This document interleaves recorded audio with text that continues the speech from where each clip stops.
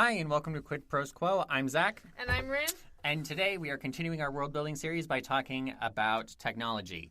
So, when you are creating a fantasy world and when you're creating a fantasy culture, you're going to need to decide on a technology level for that society. So, Rin, what are some ways that we can figure out what is going on with technology inside of our world building? I think that looking at different historical epochs is a great way to decide kind of the vibe of your story. So if you choose the Bronze Age, there's going to be very different technology from a sci-fi set past the Information Age. Yeah. And we will have an episode coming out on all these different historical epochs, and we're going to call it the Achievements episode. So keep an eye out for that in a couple weeks. But they're also specific to different civilizations. So Bronze Age is something different in China versus Bronze Age Egypt. Yeah. So because societies that are geographically isolated go through and have different resources because of that geographical isolation are going to undergo progress at different rates. Yeah, and the technologies that they're going to develop are going to be different. So keep that in mind if you're lifting from a historical technological epoch.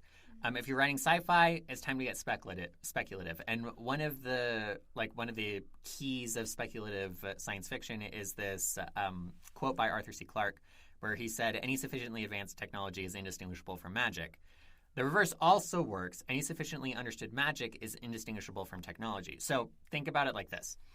If you were thrown into a wormhole, right, and you popped out inside of the Roman Empire circa 30, Common Era, with your smartphone, how would Romans understand your device? It's a polished black rock that can tell time, it can create light, it can add numbers, and it can add numbers faster and quicker than anything that they've ever seen before. It can represent numbers that you can't even write down, right? It can represent pi. It can represent E, if Euler's number, if you care about that.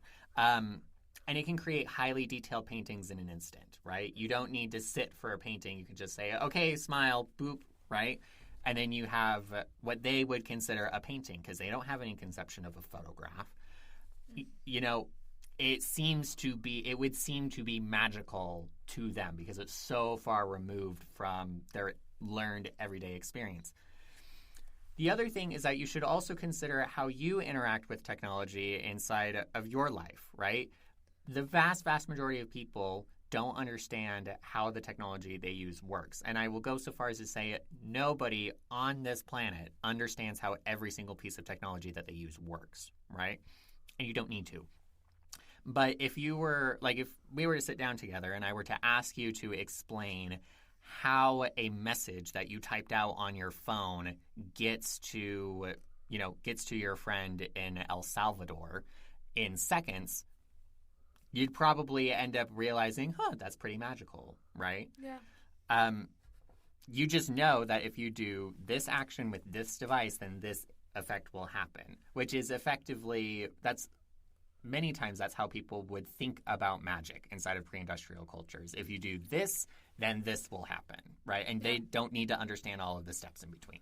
Absolutely. One thing I think about a lot is, you get the example of going back in time to the Roman Empire, but if we went forward in time too, to I don't know, the year 2300. I was going to say 5,000, yeah. 5,000 or something like that. Because last time I gave a number on the show, it was too small. But if you go to if we went to a Star Wars galaxy and brought our cell phone, they also probably would not know how to use our cell phone. Mm-hmm. Even though I know it's technically a long time ago in a galaxy far, far away, but because it's far away, all the time it takes to get there, it could be happening simultaneously to us. It could be happening in our future, but now by the time it's got to us in the past. Anyways, wibbly wobbly timey-wimey. But if we go to any super advanced sci-fi age, are they going to understand how our thing works, or it just further goes to show magic versus technology? Yeah. The line is more malleable than some may think. Yeah. With all that being said, you can use a lot of the tools that we talked about for hard magic systems for technology. You can also use soft magic for technology too. it's just kind of weird to try and use technology to determine, to try and focus in on emotional or psychological themes. I'm sure you can do it. I just don't know of an example off the top of my head. So think about what powers the technology has, who can use it, how is it used, limitations, costs, weaknesses, all that good stuff. When you define those things, you have a piece of technology that you can use inside of your setting. Mm-hmm. One thing I think about whenever I'm working with technology is my flux capacitor, which is a term from Back to the Future. And I don't even know if I can call it an essay. I think it was a Tumblr post. Mm-hmm. But, like, it was like an essay in a Tumblr post. I mean, that sounds like an essay to me. It's saved somewhere on one of my Pinterest boards. But it was like, Back to the Future has, I can't even remember the doctor's name, McCoy? No. Don't ask me. I've never seen Back to the Future. I don't even Don't know. come at me. I don't own a television, okay, guys? Your laptop. Okay, it's okay. I've only seen it once, which is why I don't know the name. But the doctor, he's like, oh yes, this is a flux capacitor. It's essential for time travel. And no one actually knows what the flux capacitor does in a technological sense. So in that way, it's like pretty soft. Mm-hmm. But it's like, oh, if you put the flux capacitor into the time travel machine, which I can't remember what it's called now. The DeLorean. The DeLorean. Thank you. See, I'm not uncultured. I just haven't seen illiterate. it. I knew it was a car. I've ridden in a DeLorean. Fun fact. But like, we're getting so sidetracked. Your flux capacitor is your gimme. It is your one thing that like doesn't make any sense, but people just have to suspend disbelief, and you only get one of these. So in like a lot of space like operas and sci-fis, your faster than light travel is your flux capacitor, and you can't really do much beyond that in terms of totally unbelievable stuff. Mm-hmm. And like you can like give an explanation, like Star Wars uses like the hyperdrive, like this Mm-hmm. doesn't go faster than light. Mm-hmm. In my Cosmos Collapsing series, it's a manipulation of like wormholes that lets you go faster than light. Mm-hmm. But it's really important to like identify your flux capacitor, I think. Mm-hmm. Because that's like the one part of your system that's like not so hard, and like it's your gimme, and it's like so you should use it because you have it. Mm-hmm. But you don't want to have like 5 flux capacitors because then people will start poking holes in your story. Yeah. When I was taking my first quantum class, because I've now taken 2, my professor, for some reason, decided it was a good time to talk about science fiction. And he said, you get 1 lie and 1 miracle.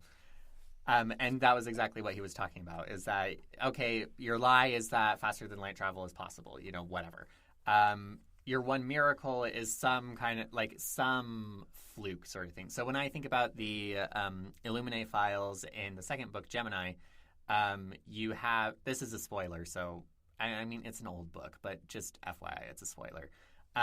You have one of the viewpoint characters who dies, but then you also have this kind of parallel universe time travel timey-wimey thing that brings back that character so that they can show up inside of the third book. That's your miracle, right? Yeah. So there you go. The lie is, time travel, timey-wimey, wibbly-wobbly stuff. But the miracle is, oh, we get to bring back this character. Yeah, because absolutely. it's YA. Anyway. Resurrection tropes are something I could do like a whole episode on, I think. We should. Misdirection trope? Yeah. I said resurrection. Oh, the resurrection trope. We could also do misdirection trope. Either one, that works. It's a shell game. Okay. You're right. Yeah, so in this episode we've talked about like deciding technology levels. We've talked about like how any sufficiently advanced technology is indistinguishable from magic and the reverse. We talked about our questions for a hard magic system again. And we talked about flux capacitors, gimmies, lies, and miracles. Zach, do you have anything else to add? Go forth and play with technology in your stories. If you try to do it in real life, you might blow yourself up. Don't do that. Definitely don't. We are not endorsing that. Okay, this has been Quid Pros Quo. Thank you so much for joining us. We'll see you next week. Quid Pros Quo is hosted by DC Winters and CK Jensen.